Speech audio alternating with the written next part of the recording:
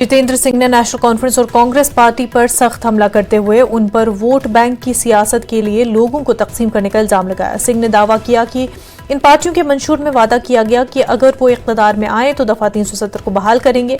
सिंह ने कहा कि उनकी पार्टी का मंशूर वाज़ेह तौर पर कहता है कि अगर वो इख्तियार में आते हैं तो जम्मू कश्मीर की मजमूई तरक्की पर तवज्जो देंगे।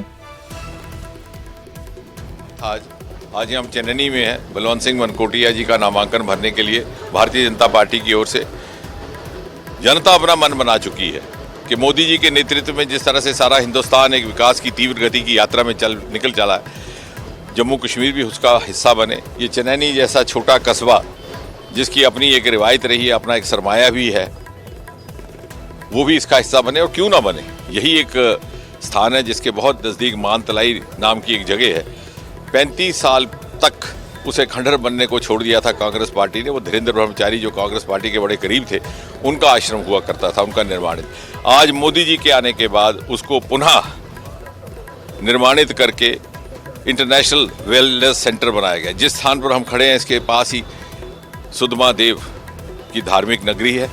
आज वहाँ पर 244 number national highway Modi ji की ही देन है।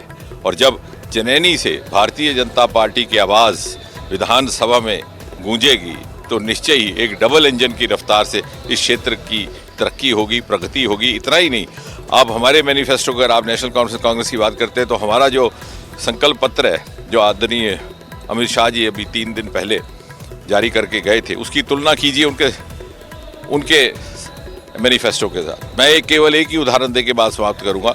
हमारे संकल्प पत्र में ये उल्लेखित है कि माँ सम्मान निधि के तौर पर परिवार की सबसे वरिष्ठ या सबसे उम्र दराज माता बहन को 18,000 रुपये की राशि प्रति वर्ष उपलब्ध करवाई जाए।